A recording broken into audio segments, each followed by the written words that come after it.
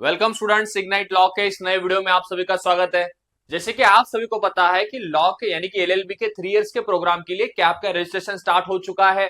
Registration करने के लिए जो ऑफिशियल वेबसाइट है ये स्टूडेंट्स ये भी आपको पता है। जैसे ही यहाँ पे स्टूडेंट्स हम लोग let's say suppose candidate login करते हैं, राइट। कैंडिडेट लॉगिन करने के बाद जो मेन स्टेप आता है कि साइन इन करना है। तो साइन इन करने के लिए जो ऑलरेडी आपके पास फॉर्म फिल करते समय जो मेल आईडी है एंड पासवर्ड है वो आपको यहाँ पे यूज करना है। अगर आपके पास वो पासवर्ड नहीं है तो प्लीज आप रीसेट करके भी आपका जो पासवर्ड है यहाँ से फिर से रिकलेक्ट कर सकते हो। तो आज के इस वीडियो में स्टूडेंट्स हम लोग एग्जैक्टली जो प्रोसीजर होनी चाहिए स्टेप बाय स्टेप जिसके थ्रू आपको ये कैप राउंड का रजिस्ट्रेशन करना है वो सारी स्टेप्स हम लोग जानने वाले हैं। तो मैं सभी से यही रिक्वेस्ट करता हूं, अगर आप इग्नाइट लॉ के इस वीडियो के लिए और चैनल के लिए नए हो तो जल्दी से चैनल को सब्सक्राइब कर लीजिए और वीडियो को लाइक कर लीजिए। देखिए स्टूडेंट्स की आप सभी को पता है कि फॉर्म फिलिंग के लिए जो बेसिक स्टेप्स होती है सबसे पहले होता है कि आपका personal details, then academics details, then सबसे इंपॉर्टेंट है आपके लिए जो कैटेगरी डिटेल्स होते हैं, सर्टिफिकेट्स होते हैं, वह कैसे अपलोड करना है।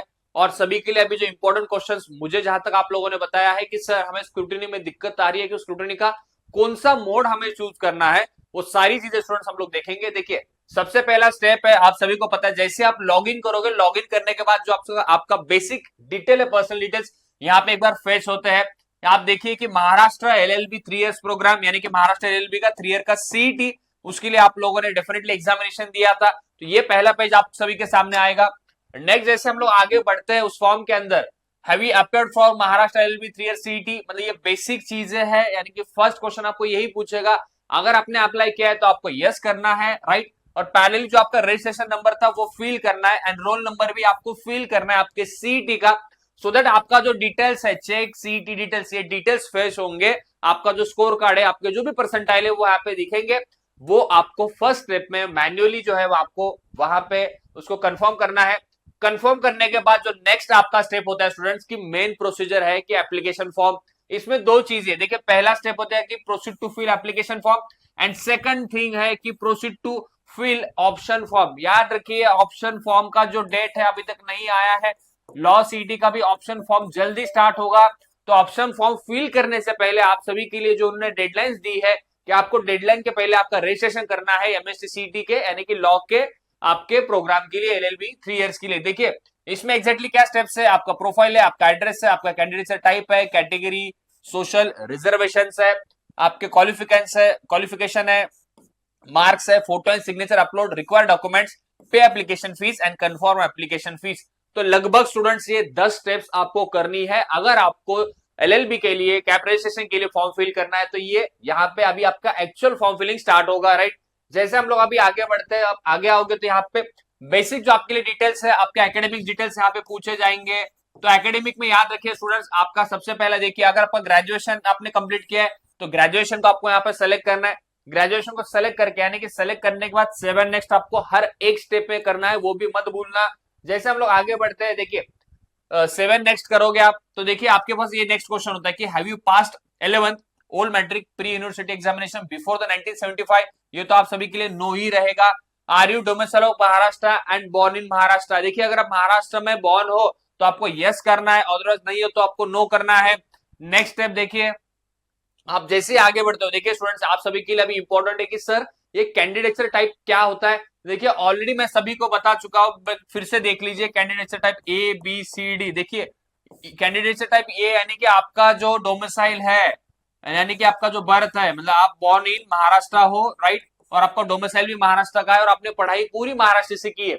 बी के केस में उन्होंने क्या कहा है कि लेट्स से सपोज आपके पेरेंट्स महाराष्ट्र के डोमिसाइल और आप महाराष्ट्र के डोमिसाइल नहीं हो। सी के केस में क्या होता है कि आपके जो पेरेंट्स है वो गवर्नमेंट के सर्वेंट होंगे। तो ये डिफरेंट जो कैटेगरीज है आप सभी के लिए काफी इंपॉर्टेंट है। और एक कैटेगरी है कि ओएमएस स्टूडेंट्स यानी कि other than Maharashtra state student भी आपके एलएलबी के कैप राउंड के लिए पार्टिसिपेट कर सकते हैं। तो आपको ये जो भी आपकी कैटेगरी आपको बहुत सोच समझ के वेरीफाई करके फिल करनी है और उनके लिए भी जो क्या क्राइटेरिया चाहिए वो इन्होंने यहाँ पे मेंशन किया है आपके सीईटी के फॉर्म फिलिंग करते वक्त। देखिए तो कैंडिडेट बी के लिए उन्होंने क्या कहा है कि आपके मम्मी पापा महाराष्ट्र के स्टेट ऑफ महाराष्ट्र स्टेट के डोमिसाइल्ड है बट स्टूडेंट नहीं है।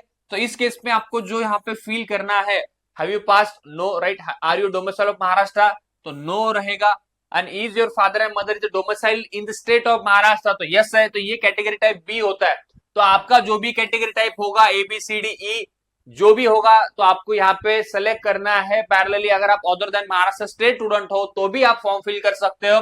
बस आपको जो कैटेगरीज है, क्वेश्चंस है, काफी आपको प्रॉपरली यहाँ पे फिल करना और बबल करना, इसमें गलती मत करना। देखिए नेक्स्ट जैसे हम लोग आगे बढ़ते हैं, ये होने के बाद आपके लिए जो आपके कैटेगरी डिटेल्स है, देखिए फिर आप अगर जनरल कैटेगरी से बिलोंग करते हो, आप अगर TFW से हो, आप EWS से हो, आप NT से हो, आप VJ से हो, जो भी आपकी कैटेगरीज यहाँ पे मेंशन है स्टूडेंट, देखिए SCBC होगा, तो ये सारी कैटेगरीज को आपको बहुत स्मार्टली फिल करना है। EWS के लिए मैं ऑलरेडी बताता हूँ, देखिए EWS यानी कि इकोनॉमिकल वीकर सेक्शन के लिए 10% का जनरल रिजर्वेशन होता है। यहाँ पे जो आपका इनकम लिमिट है 8 लाख का इनकम लिमिट है, ये भी याद रखिए। नेक्स्ट हम लोग आगे बढ़ते हैं। देखिए कैटेगरी की अगर हम लोग बात करते हैं, लेट्स से सपोज आपका SC कैटेगरी है तो आपका कास्ट कौन सा है वो मेंशन करना है। कास्ट सर्टिफिकेट अवेलेबल है तो आपको यस करना है। तो आपका डिस्ट्रिक्ट ऑफ कास्ट यानी कि किस जुरिडिक्शन ने आपको कास्ट सर्टिफिकेट दिया है वो यहाँ पे मेंशन करना है। अगर आप लिंग्विस्टिक माइनॉरिटी से बिलोंग करते हो तो यस कीजिए, नहीं करते हो तो नो कीजिए।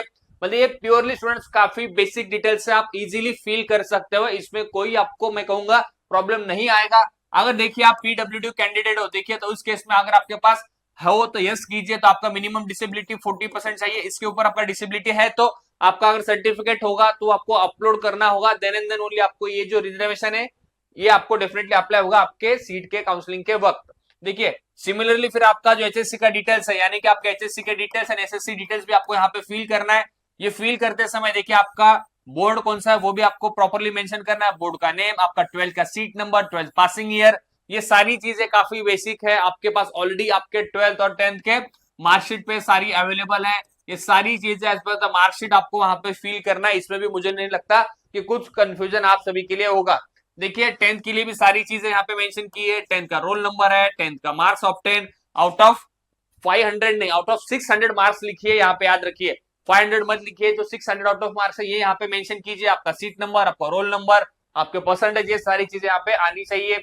नेक्स्ट देखिए आपका जो ग्रेजुएशन है, देखिए स्टूडेंट्स अगर आपको LLB 3 ईयर प्रोग्राम के लिए जाना है तो आपको भी पता है कि सर ग्रेजुएशन कंपलसरी है, याद रखिए ग्रेजुएशन के बिना आप यहाँ पे आगे बढ़ नहीं सकते हो। फिर भले ही किसी भी स्ट्रीम से आपने ग्रेजुएशन किया होगा, BA, BF, BMS, BR, BBA, ये सारे ग्रेजुएशन के जो भी आपके स्ट्रीम्स है वो यहाँ पे सेलेक्ट करके आपको यूनिवर्सिटी का भी नाम फिल करके आगे बढ़ना है, जो कि आपके ग्रेजुएशन डिटेल्स मुझे लगता है यहाँ तक आपको फिल करना है।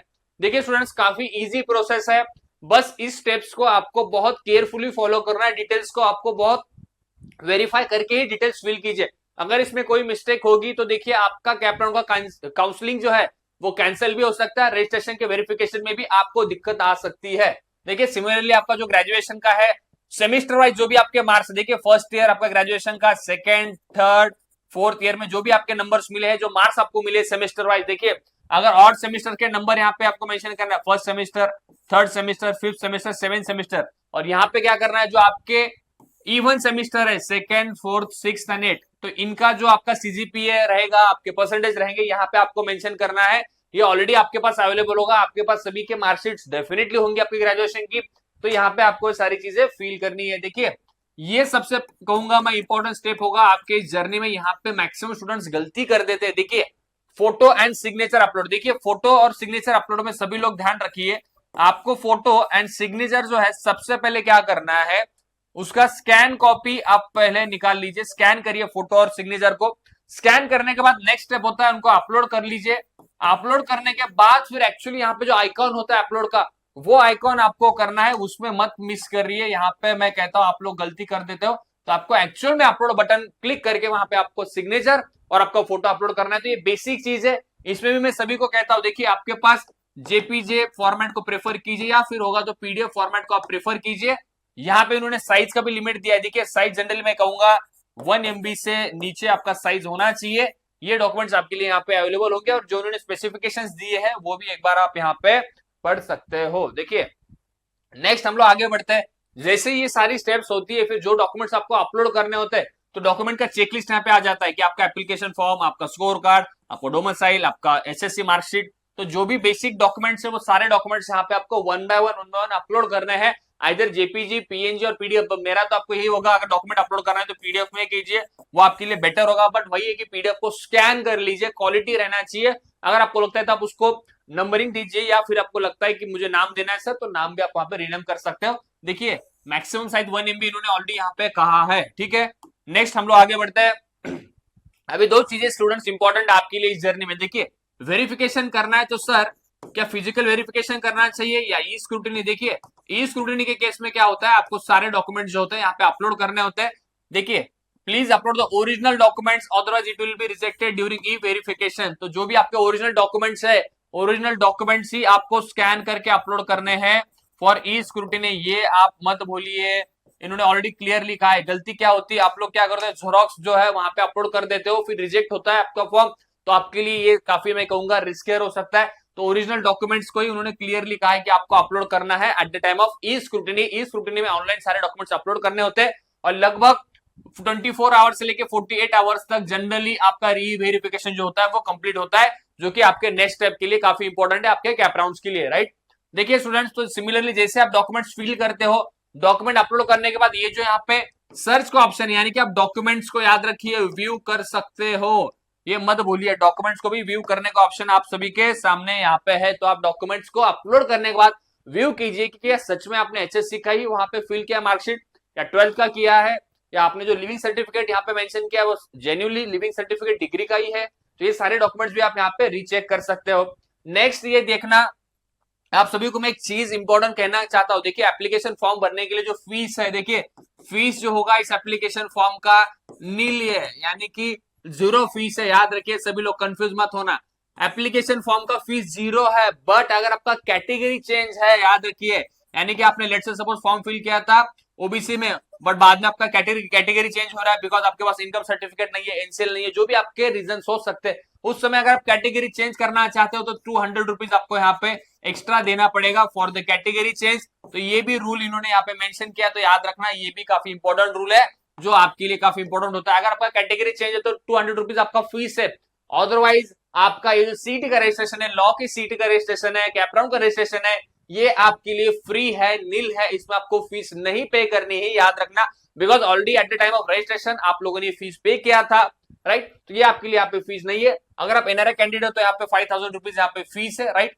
नेक्स्ट हम लोग आगे बढ़ते हैं। देखिए तो अभी इंपॉर्टेंट क्या है, जैसे ये सारी डिटेल्स फिल करोगे, डॉक्यूमेंट अपलोड कर दोगे, तो आपको फाइनली ई प्रिंट एप्लीकेशन फॉर्म आता है।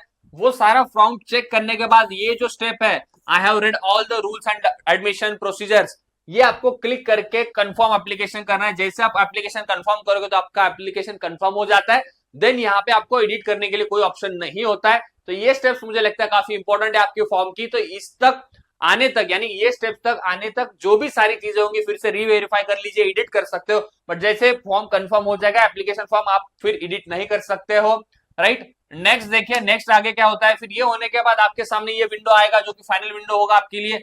अगर आपका एप्लीकेशन फॉर्म फिल होता है, कंफर्म होता है, तो ये आपके पास ओपन होता है, राइट। और डॉक्यूमेंट वेरिफिकेशन का स्टेटस पेंडिंग होता है, याद रखना, स्टेटस जैसे अपलोड होगा अप्रूव आएगा, अदरवाइज यहाँ पे ई वेरिफिकेशन जो है आपका ई स्क्रूटिनी यहाँ पे पेंडिंग दिखाएगा, आपको नॉट वेरीफाइड दिखाएगा, right. And proceed to fill option form, तो ऑप्शन फॉर्म अभी स्टार्ट नहीं हुए हैं, जैसे स्टार्ट होंगे तो ये भी यहाँ पे आप ऑप्शन फॉर्म फिलिंग के लिए आगे बढ़ सकते हो, ठीक है। नेक्स्ट आगे बढ़ते हैं हम लोग। देखिए स्टूडेंट्स, तो मुझे नहीं लगता है कि ये काफी सिंपल और आसान प्रोसीजर्स है, मैंने जो स्टेप्स वीडियो में बताए हैं वो सही स्टेप्स को स्टेप बाय स्टेप फॉलो कीजिए, उसमें कोई भी दिक्कत आती है, आपको डाउट्स है, क्वेरीज है, तो जो एग्जाम जो आपका इग्नाइट लॉ का ये जो प्लेटफॉर्म है, इस प्लेटफॉर्म का जो हमारा कमेंट सेक्शन है वहां पे आप कमेंट कीजिए, या हमारा जो हेल्पलाइन नंबर है उस हेल्पलाइन नंबर को भी आप कॉल कर सकते हो regarding the queries, regarding the document uploadation, regarding the scrutiny process, जो भी आपके डाउट्स है प्लीज हमें आप मैसेज या कॉल कीजिए, हमारी टीम भी आपको हेल्प करेगी, आपको जो भी डाउट्स होंगे regarding the law registration process, ठीक है। अगर लेट्स से सपोज स्टूडेंट्स आपको कुछ ग्रीवेंस फाइल करना है, आपको कुछ ग्रीवेंस सीटी सेल के थ्रू आपको सॉल्व करना है, तो देखिए आप डेफिनेटली सीटी सेल को भी आपके ग्रीवेंस यहाँ पे दे सकते हो। तो ग्रीवेंस अगर आपको भेजना है तो देखिए एप्लीकेशन फॉर्म नंबर, आपका कैटेगरी, आपका एग्जैक्टली ग्रीवेंस क्या है यहाँ पे एक्चुअली आप मेंशन करना होगा, देन आपका जो रिस्पेक्टेड डॉक्यूमेंट से कोई प्रॉब्लम होगा, अटैचमेंट होगा, वहां पे अटैच कीजिए, और आप ग्रीवेंस को भी यहाँ पे सेंड कर सकते हो, सो दैट आपका अगर कुछ इंपॉर्टेंट क्वेरीज होंगे regarding the documents, regarding the leaving certificate, regarding the score card, यहाँ पे भी आप इमीडिएट बेसिस पे इस प्लेटफॉर्म के थ्रू या इस चैनल के थ्रू भी आप जल्दी से सॉल्व कर सकते हो।